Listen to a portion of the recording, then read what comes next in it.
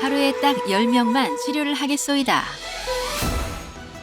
동원에 모여있던 여인들이 모두 치료를 받는 동안 벽장이 부딪히는 소리는 끊이지 않고 들려왔고 지붕을 들썩거리기를 멈추지 않았어요.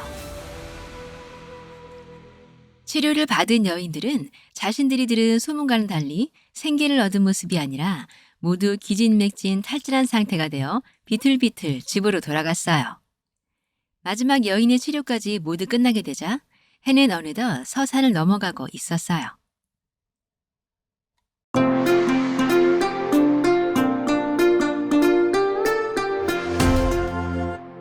한편 한양을 떠나 강수의 행방을 뒤쫓고 있던 서인은 으슥한 산골로 접어들게 되었어요.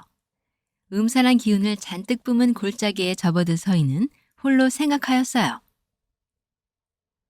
갑자기 산세가 깊어 분위기가 심상치 않구나. 꼭 이런 곳에는 지나가는 사람들을 괴롭히는 산적들이 출몰하던데. 일단 날이 저물고 있으니 쉬어갈 곳부터 찾아야겠다. 그런 생각을 하며 골짜기를 지나가는 서희 앞에 검은 그림자 둘이 나타났어요. 목숨을 부지하고 싶거든 가지고 있는 것을 모두 내려놓고 조용히 물러가거라. 조용히 물려가면 목숨은 살려주마. 서희는 산적들의 등장에 전혀 당황하지 않고 그들이 하는 짓을 그저 지켜보고 있었어요.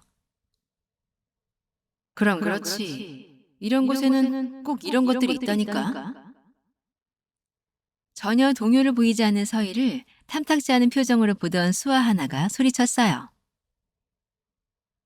우리 말이 들리지 않는 것이냐? 보아하니 비리비리한 무예나 조금 배운 듯한 어린 놈 같은데 어서 조용히 우리 말을 따르거라.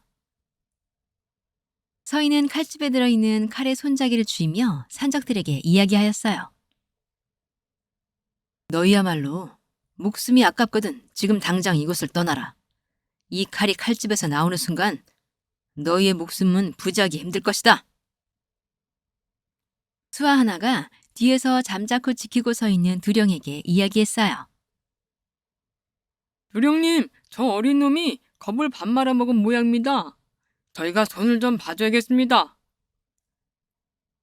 두령은 시큰둥하게 대답하였어요. 너무 심하게 다루지 말고 겁만 살짝 주고 물건이나 챙기거라. 염려 놓으십시오. 저깟 애송이 녀석 하나 주무르는 것은 일도 아니죠. 산적들이 다가오자 서희는 그들이 자신이 바람산 정찰 때 관심 있게 살펴보고 있던 무리들 중 일부라는 것을 알게 되었어요. 저자들은 바람산 산적 패거리들인데 어찌 이 먼 곳까지 와서 노략질을 하고 있는 것이지? 다 검을 뽑아라 아이야. 아무래도 오늘 네 제삿날이 될 것 같구나.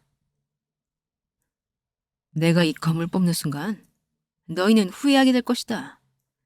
내 포도청의 포교로서 너희 같은 놈들을 그냥 두고 지나칠 수가 없구나. 수아들은 다시 두령을 뒤돌아보며 웃으며 이야기하였어요. 두령님, 이 어린 놈이 제가 포도청 포교라고 우리를 겁박하는 뎁쇼? 이놈아, 네가 포도청 포교가 아니라 포도대장 하랩이라도 하나도 무섭지가 않구나. 헤헤헤헤. 수아들이 웃고 떠드는 사이 서희는 빛의 속도로 칼을 뽑아 바람처럼 수아들 곁을 스치고 나니 수아 둘의 바지 저고리가 주르륵 하고 바닥으로 흘러내리고 민망한 모습으로 엉거주춤 서 있었어요. 수아들이 흘러내린 자신들의 바지를 바라보며 당황해하고 있는 틈에 다시 한번 검광이 스치고 지나가자 수아들의 칼이 모두 하늘 높이 솟구쳐 올랐어요. 칼을 놓친 수아들이 부끄러운 표정으로 자신들의 바지를 축혀 입으려 손을 가져가려다 서희의 발차기에 모두 나가떨어지게 되었어요. 수아들이 단숨에 제압당하자 두령은 서희에게 엄포를 놓았어요.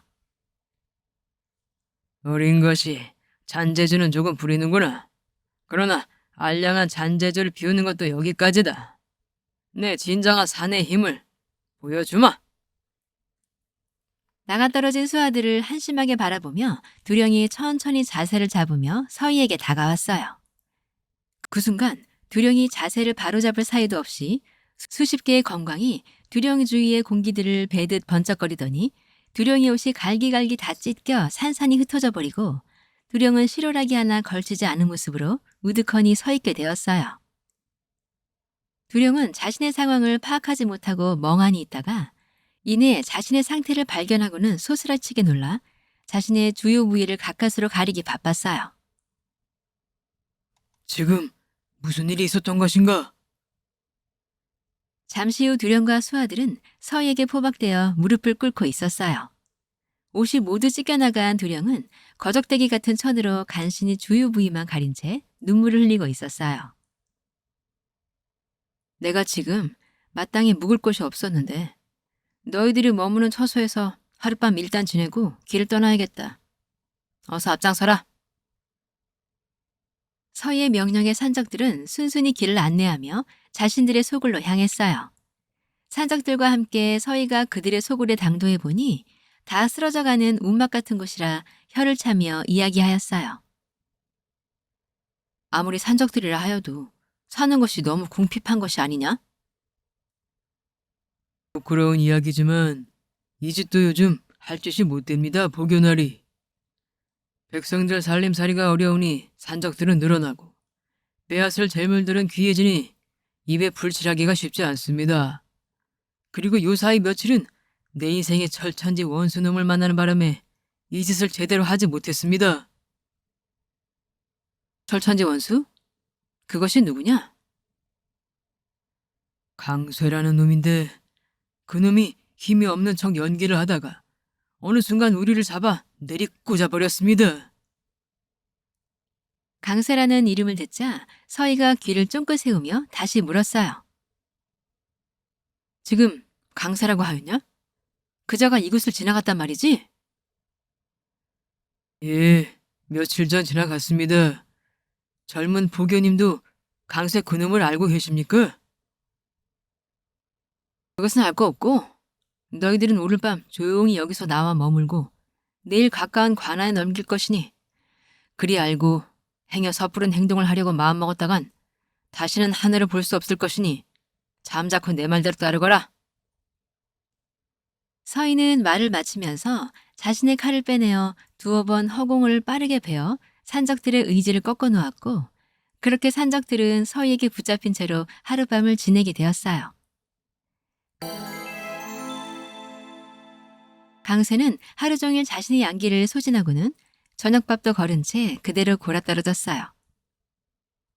다음 날 해가 밝아 눈을 뜬 강세는 심하게 몰려든 허기를 달래고자 아전에게 아침 식사를 부탁하여 허겁지겁 아침밥을 정신없이 먹고 있었어요.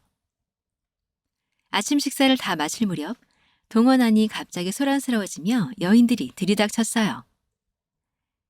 지난밤 강수의 치료에 대한 이야기는 여인들의 입에서 입으로 온 마을에 퍼지게 되었고 날이 밝자마자 모두 치료를 강수에게 받겠다며 관하로 몰려온 것이었어요. 강수는 몰려온 수많은 여인들을 바라보며 놀란 표정으로 물었어요. 이방, 저 여인들이 어찌 저리 한꺼번에 몰려온 것이오? 글쎄 소인도 잘 모르겠습니다, 주부 어르신. 난감한 표정으로 상황을 살피던 강세가 입술을 굳게 다물고 고민하다가 이윽고 입을 열었어요. 내 치료는 하루에 10명을 넘길 수 없으니 환자들을 가려서 돌려보내야겠소. 어떻게 말입니까요? 일단 어제 치료를 받았던 여인들은 모두 돌려보내고 다음은 너무 어린 여인은 내가 치료할 수가 없소. 그러니 성인 되지 않은 어린 여인이나 처녀들은 돌려보내고 또한 나이가 너무 많은 여인들도 이 치료가 되지 않으니 연로하신 어르신들은 돌려보내주시고 딱 하루에 10명만 진찰하는 것으로 해야겠소. 분부대로 따르겠습니다. 이방은 포졸들을 시켜 강세의 말대로 해당하는 여인들을 집으로 돌려보냈어요. 야 이놈들아, 나이 먹은 것도 서러운데 치료를 안 해준다니. 세상에 이런 뱀이 어디 있느냐? 너희들은 장유유사라는 말도 모르느냐? 아이고 할머니 여기서 이러시면 안 됩니다. 글쎄 나이 드신 분들께는 의원님의 치료가 효험이 없다고 합니다. 주부 어른께서 그리 말씀하시니 우린들 어찌합니까? 에이, 더럽고 치사하구만. 늙으면 죽어야지. 퇴이! 잘 먹고 잘 살아라 이것들아. 마을에서 가장 연장자인 영순 할미는 동원바닥에 침을 뱉고 집으로 돌아갔어요. 대부분의 사람들을 이런저런 이유로 돌려보내고 동원 안에는 10명의 여인들이 차례대로 강수의 치료를 받기 위해 번호표를 받아들고 잔뜩 부푼 마음으로 들썩거리는 지붕을 바라보며 기다리고 있었어요.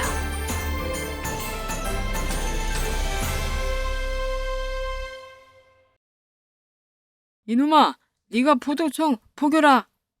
포교가. 이놈아.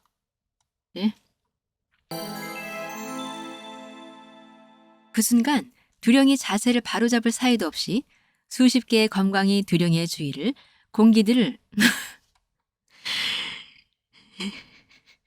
두령의 주위의 공기들이랴. 다시해. 그 순간 두령이 자세를 바로잡을 사이도 없이 수십 개의 검광이 두령의 주위를 에헤. 두령의 주위에 수십 개의 검광이 두령의 주위의 공기들을 베듯 번쩍거리더니 아니지. 아, 내 무슨 말을 못하겠어. 자꾸 NG를 써가지고. 씨. 수십 개 다시 해야지.